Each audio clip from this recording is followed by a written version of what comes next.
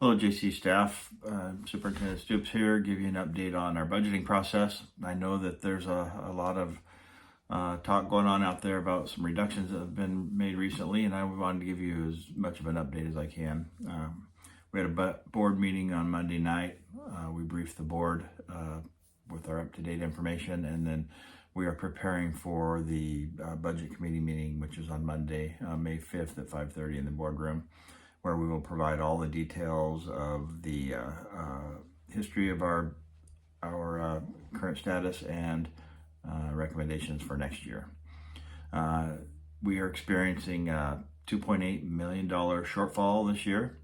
That is caused by a combination of things, primarily drop in enrollment. We've lost about 120 kids over the past few years, and why it's all happening at once is because after learning more information this year about our actual expenses in the previous years, we really should have made a reduction last year to compensate for that loss in enrollment. So as a result, it's making it a little more difficult to deal with this year. It's a much larger deficit because of that continued drop in enrollment.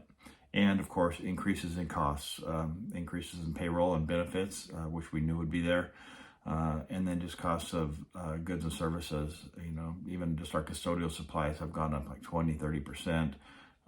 We know that all our insurance costs are going up, and transportation, it all adds up. And it's just, as individual consumers in your personal life, how much things have gone up, and it's no different for us in the public school system. But it makes it really difficult. We've made some really difficult decisions in the past couple of weeks. Our administrative staff is working extremely hard. It's been very challenging. We have really spent a lot of time focusing on trying to continue to be successful at working towards our goals that are outlined in our visioning plan, and of course following the state's integrated guidance goals and funding processes, and then of course what's best for kids. That's why we're here, and we have to use what's best for kids as the leading factor when we're making those decisions on reductions. We think that we've done a pretty good job. It's really difficult to have to reduce staff, but at the same time, that's the only way that we can balance our budget. Our staffing is more than 80% of our total budget, and that's where it has to come from. So we handed out last week about 22 layoff notices, roughly 12 licensed staff and 10 classified staff. We have just a few more reductions to make this week, and then we'll have our full recommendation to the committee on Monday. We don't feel like it's going to have a huge impact on our class sizes because we had some areas where we had very small class sizes in some of our secondary classes already. So we've been able to focus on those areas to where it doesn't have a huge impact on kids. We're going to lose a lot of support staff and people in key positions, and so and all those jobs don't go away. So administrators, office staff are going to have to pick up additional duties to be able to keep doing the work that we do. And so I don't know how I can help you rest assured that things are going to be a lot better real soon, but it's always tough when you go through this process. We're continuing to focus on our goals. We continue to focus on doing what's best for kids.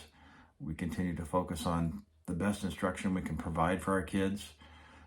We continue to focus on helping our students all feel like they belong, and that we can give them hope for a future ahead that they're prepared for. They'll be able to make good decisions about their future.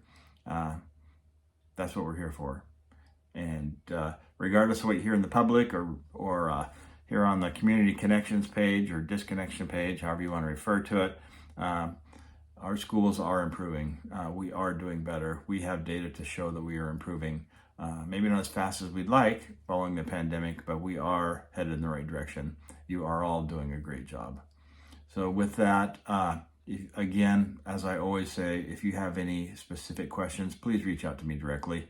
I'd be happy to answer in person, by email, however. But if you're seeking answers, please, I would love to hear from you. So with that, thank you all. Next week is Staff Appreciation Week. It's a tough time to be making cuts whenever we want to show you that we appreciate you, but nonetheless, we do appreciate all of you and what you do each day for our kids. Have a good evening.